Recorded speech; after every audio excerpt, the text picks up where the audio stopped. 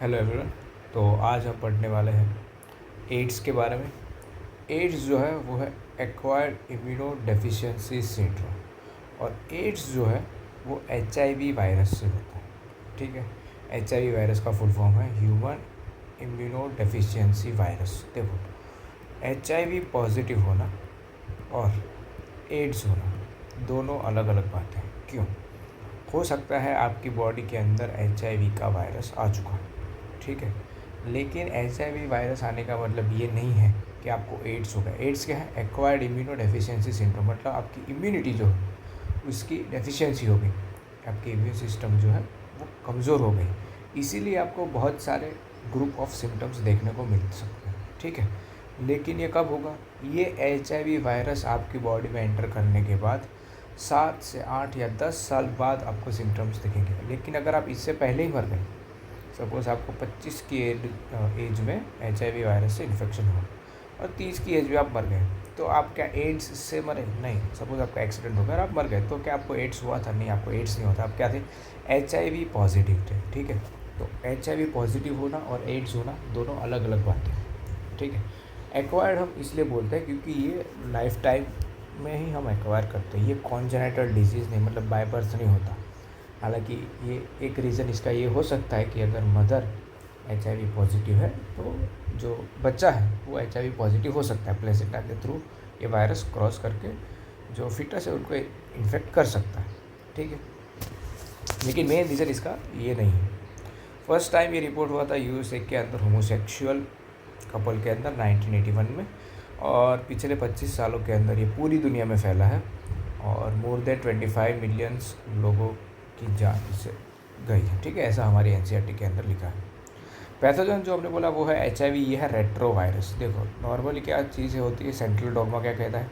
Central dogma ये कहता है कि DNA से RNA और RNA से प्रोटीन बनता है, ठीक है, ये आपने पढ़ा है। लेकिन ये इस टाइप का वायरस है जो RNA से DNA बना रहा है, ठीक है।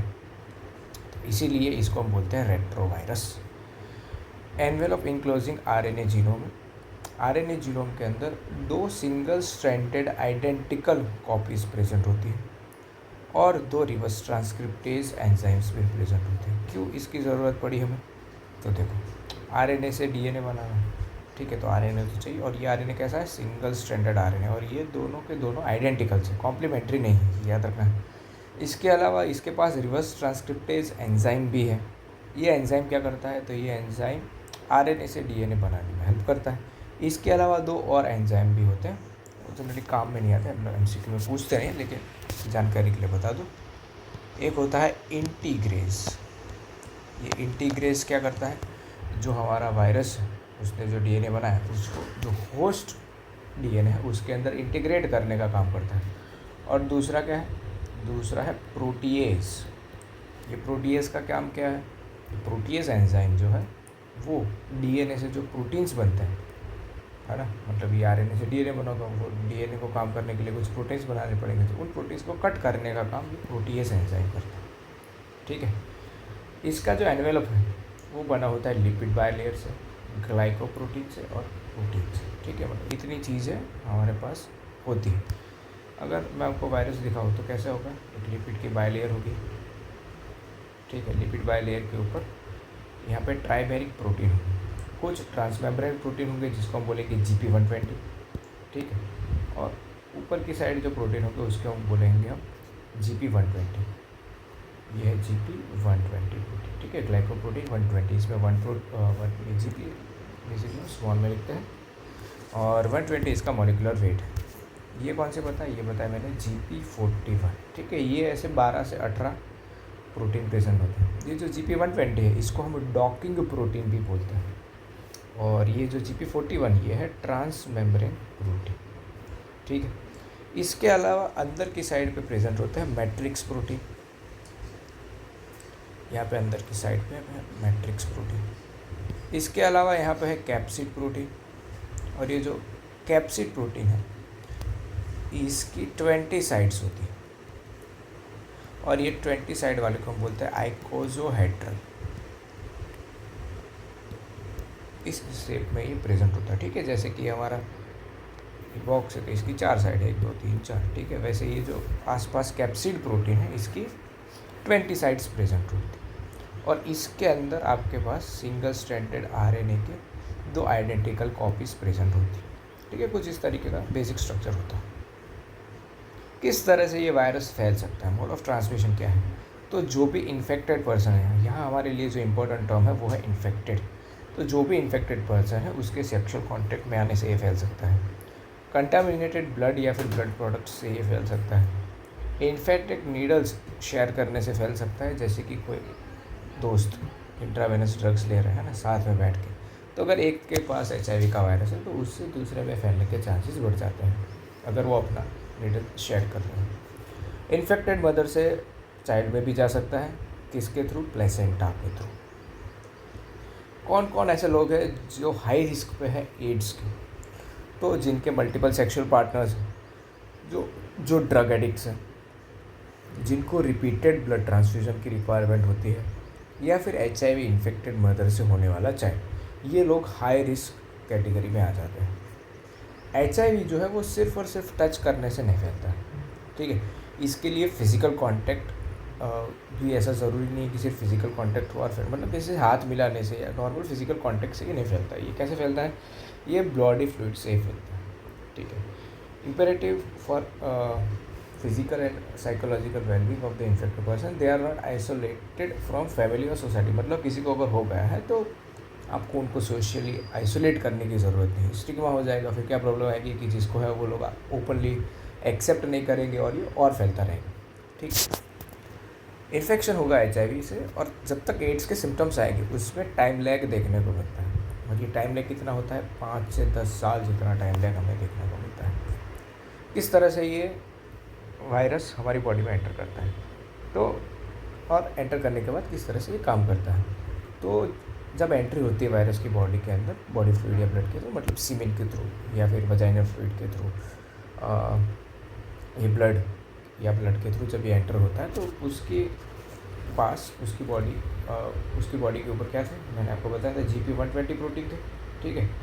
GP120 प्रोटीन जो है वो बाइंड करता है रिसेप्टर्स के साथ, इसलिए उसको हमने डॉकिंग प्रोटीन भी बोला था, याद है ना। तो ये जो भी सेल जिसके पास CD4 रिसेप्टर्स होंगे उनके साथ जाके ये GP120 बाइंड कर जाएंगे। अब कौन कौन से ऐसे सेल्स हैं जिनके पास CD4 रिसेप्टर्स होंगे? तो ये है आपके मैक्रोफेजिस, उसके अलावा T लिम्फोसाइट, ठीक है। इसके अलावा डेंड्राइटिक सेल्स हैं।